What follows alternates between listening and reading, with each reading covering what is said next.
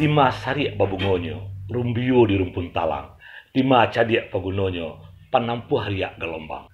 Pemirsa, saat sekarang saya bersama Bapak Dasman. Kalau saya sehari-hari lebih akrab memanggil beliau dengan Uda Dasman. Mungkin di antara kita sudah ada mengenal nama dan wajah beliau. Tapi hari ini, saat ini, kami ingin mengajak pemirsa untuk lebih mengenal dekat dengan beliau. Mungkin dari percakapan kita, dialog kita dengan beliau hari ini bisa memberikan semacam inspirasi bagi kita. Kita sapa dulu beliau ini. Selamat malam, Uda Dasman. Selamat malam, Adinda Afma. Sehat dah. Sehat walafiat. Nah, saat sekarang orang mungkin mengenal Dasman sebagai seorang politisi ya, dan sekarang sebagai anggota DPRD Kota Padang. Tapi kita sangat yakin ada proses sebelumnya sebelum sampai pada titik saat sekarang ini. Ada semacam rumor menarik yang kita dengar bahwasanya Uda Dasman itu dulu-dulunya bukan dari keluarga politisi ya, bukan dari orang hebat, tapi dari orang kampung yang mempunyai rasa percaya diri, yang memulai kehidupan ini betul-betul keras dari bawah. Bisa diceritakan sekilas dah tentang perjalanan hidup Uda Dasman sampai sehingga tersentuh hati untuk masuk ke dunia politik ini. Adinda Afma Sasma yang keren dipanggilnya Tampan. Mungkin keseharian antara kita adalah seperti adik dan kakak, karena kita dilahirkan di daerah yang sama, di Nuang Kampung Dalam. Kalau boleh udah bercerita jujur, udah lahir adalah dari keluarga yang biasa-biasa saja. Keluarga biasa-biasa, bukan keluarga politisi ya? Bukan. Keluarga biasa-biasa saja dan mempunyai saudara lebih kurang 10 orang. 10 orang. Laki-laki 7, perempuan 3. Iya, ya.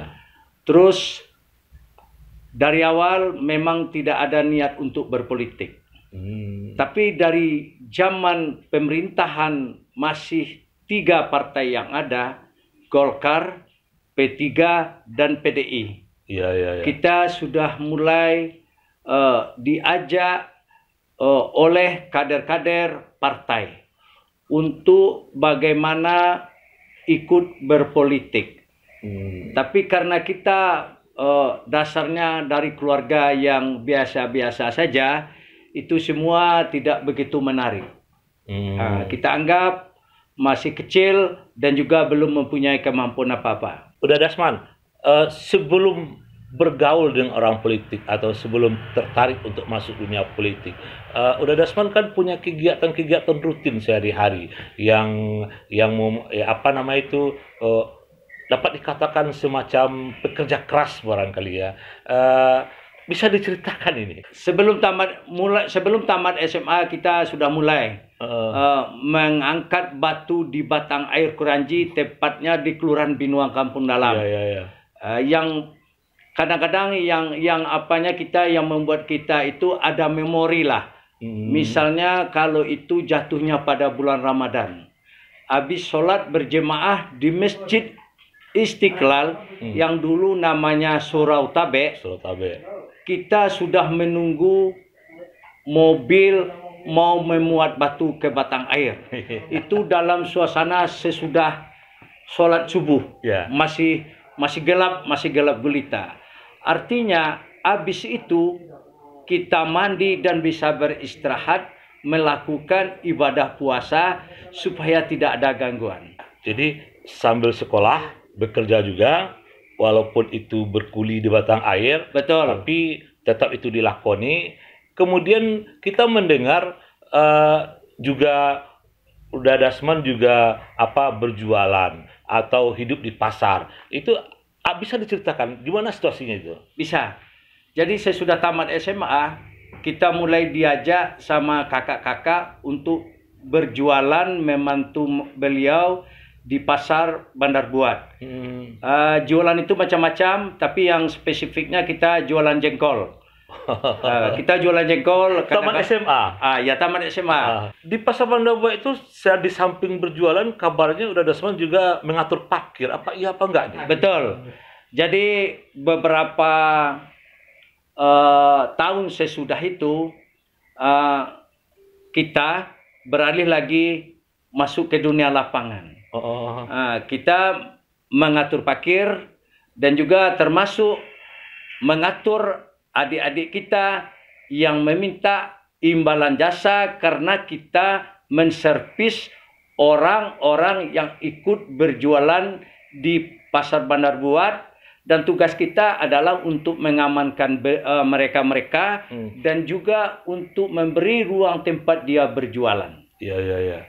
Uda Dasman ini menarik ini. Artinya sambil sekolah bekerja juga, tamat sekolah hanya walaupun tamat SMA langsung lebih fokus bekerja, apapun dilakukan yang penting halal ya. Ada hal yang menarik sebenarnya.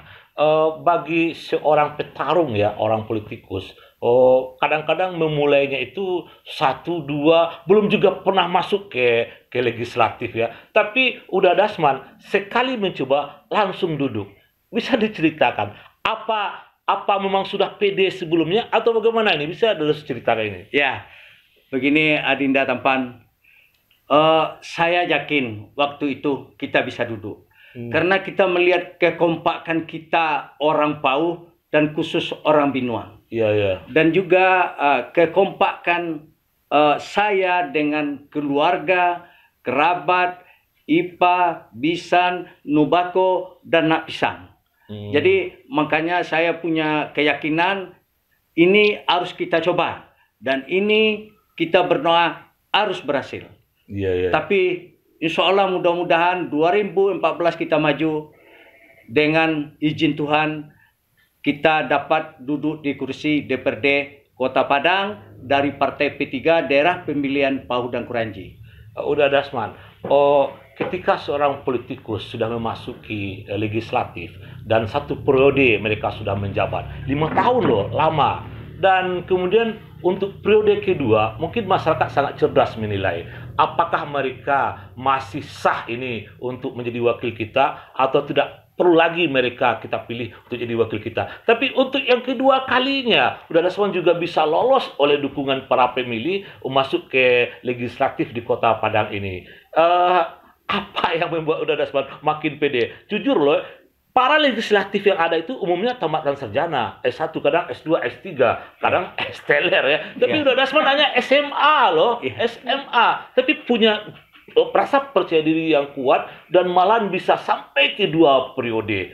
Apa rahasia ini sebenarnya? Begini Adinda Tampan. Karena saya itu kan banyak berteman dengan orang tua-tua. Jadi mereka mengajari bagaimana beretika kepada yang lebih tua dan bagaimana bersikap kepada yang lebih kecil. Itu memang saya banyak belajar dengan kakak-kakak kita, nenek-nenek mama kita yang ada di lingkungan daerah Binuang Kampung Dalam. Dan juga kita juga selalu tidak pernah merasa benci dan merasa dendam dengan siapapun. Karena kita yakin kalau bahasa awak di Pau, kita di Pau ko bacarai pagi bagawu malam. Jadi sudah adat kita orang Pau dan orang apalagi kental dengan orang Binuang Kampung Dalam yang orang bilang itu termasuk daerahnya gimana itu? Daerahnya Texas mungkin. Apakah itu daerah neraka? Kalau orang bilang dulu ketemu anak Binuang, itu anak Binuang. Tu suka baca kak di acara orang digaduh. Nah, tapi kita bisa lari daripada konsep-konsep seperti itu. Dan malahan kita mengajarkan adik-adik kita tinggalkanlah budaya yang seperti itu. Mari kita maju bersama-sama supaya ke depannya mana tahu nanti kita bisa merubah kampung halaman kita sendiri lebih baik. Ada yang menarik tadi dari apa yang Uda Dasman sampaikan, etika ya. Artinya memahami bagaimana kurenah karakter masyarakat kita, bagaimana bersikap kepada orang-orang yang ada di sekeliling kita, apalagi orang-orang yang mempunyai hubungan komunikasi dengan kita. Dan ini sebenarnya sangat menarik sekali. Artinya ketika kita berkomunikasi, kita sesuaikan dengan tempatnya. Ada etika yang dimainkan di situ. Betul. Baik, Uda Dasman. 2 periode jadi anggota DPRD sampai sekarang ya. Ini periode yang kedua. Semua orang mungkin tidak sama pendapatnya. Ada orang yang mengejar jabatan dan mau memegang amanah, apapun beratnya akan dipegangnya. Yang penting dia punya nama baik dan dia dipuji orang. Dan saya melihat Uda Dasman tidak begitu melakukan manuver-manuver untuk mendapatkan kekuasaan. Saya perhatikan, ya, sebagai anggota dewan, ya turun ke masyarakat, melihat persoalan masyarakat. Kemudian ketika ada saat yang membantu, ya disampaikan apa yang bisa dibantu kepada masyarakat.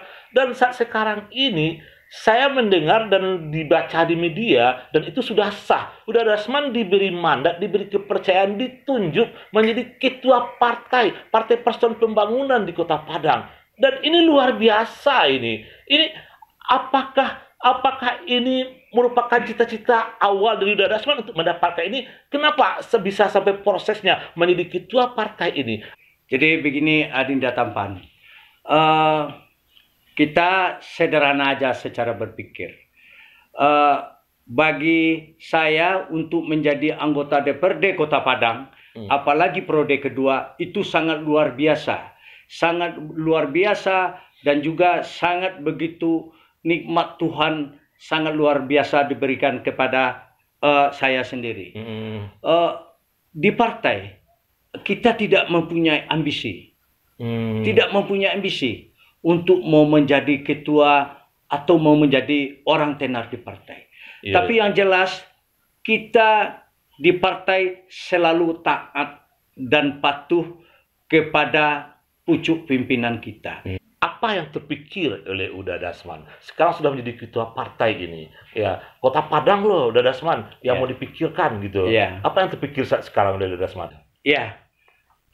Mungkin saya sederhana saja. Untuk diberi amanah oleh partai P3 menjadi ketua DPC Kota Padang. Kita selalu berusaha, selalu berbuat, selalu menanam, judulnya tetap ikhlas. Judulnya tetap ikhlas. Berbuat, menanam, semua dilakukan dengan ikhlas. Dengan ikhlas. Uda Dasman, semangat yang Uda Dasman sampaikan ini, moga-moga ya menyebar, ya mengalir kepada kader-kader P3 yang lainnya, bagaimana bisa menarik perhatian masyarakat. Dan ke depan, untuk pileg ke depan kan, setiap dapil di Kota Padang ini ada perwakilan P3. Apakah target Uda Dasman seperti apa ini? Kalau target kita setiap dapil harus ada perwakilan. Harus ada perwakilan. Sebagai anggota legislatif dan juga sebagai ketua partai, di samping membenahi persoalan internal partai, tapi di lain sisi wajib juga bagaimana membangun Kota Padang ini dengan berbagai macam warna yang ada. Bagaimana pandang Uda Dasman melihat pembangunan Kota Padang saat ini? Kira-kira apa yang sangat prioritas yang harus dilakukan agar masyarakat Padang ini betul-betul makin kuat dan makin cerdas, makin sejahtera ke depannya? Jadi begini Adinda Tampan, kita berharap ini semua tokoh-tokoh masyarakat yang ada di Kota Padang, semua nini mama yang ada di Kota Padang, dan juga bundo-bundo kandung, mari kita satukan visi dan misi. Saya sendiri berharap sebagai anggota DPRD mengajak semua teman-teman yang ada di DPRD Kota Padang sama-sama mempunyai misi dan visi. Kita jadikan Kota Padang ini pembangunannya merata. Jangan kita berpikir, ya kita orang hebat, ke daerah kita saja di bawah. Itu yang menjadi persoalan. Kita mengerti dengan keterbatasan APBD Kota Padang.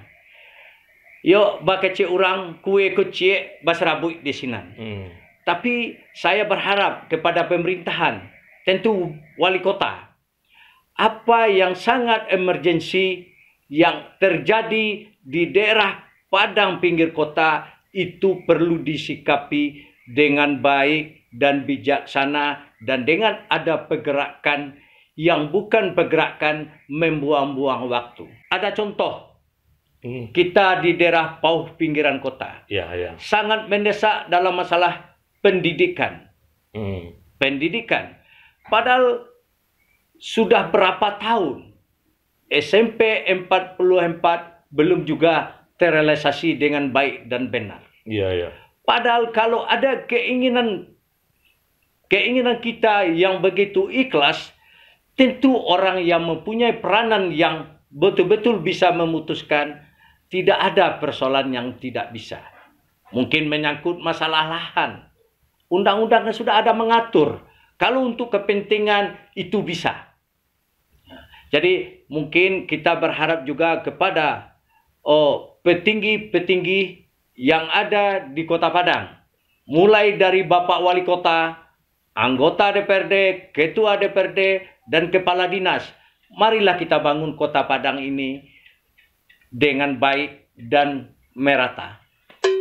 Brother Dasman, moga-moga penyampaian Brother Dasman tadi tidak hanya sebagai semacam ucapan kata aja, tapi juga mendorong ya dalam pertemuan, dalam berkomunikasi dengan bapak-bapak pejabat itu, mendorong apakah legislatif atau eksekutif lebih memperhatikan kota ini, bagaimana pembangunan ini merata. Moga-moga ini terwujud bagaimanapun juga, walaupun sebagai seorang politisi dari suatu partai, ketika dia sudah masuk pada legislatif, dia bukan lagi wakil dari partai tersebut, tapi seyogyanya dia sudah mewakili seluruh masyarakat yang ada di kota ini. Betul. Dan moga-moga pemikiran-pemikiran seperti ini akan mempercepat pembangunan di Kota Padang ini. Terima kasih Brother Dasman, ngomong-ngomong bincang-bincangnya, dialognya pada saat ini. Moga-moga bisa memberikan inspirasi juga bagi kita, bagaimana kita dengan penuh rasa kepercayaan, penuh dengan rasa percaya diri, dengan bekerja ikhlas, dan tentu saja akan selalu ada hasilnya. Amin. Setiap perbuatan baik pasti akan dibalas dengan baik. Setiap orang yang hebat pasti akan banyak ujiannya. Tapi setiap ujian yang dilewati itu adalah sebuah anugerah untuk mendapat amanah yang lebih lagi. Terima kasih Brother Dasman. Moga-moga sukses dalam karirnya.